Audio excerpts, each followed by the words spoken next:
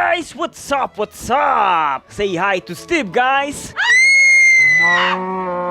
He's kinda stuck on the ground, but at least he can still move his head. Yes, guys, Steve is a mech with a mouse-controlled head. Yes, just like my angel mech. That becomes more powerful because its mouse-controlled head is equipped with hundreds of miniguns. These almost have the same mechanics as my mouse-controlled turrets, like the cat and APC.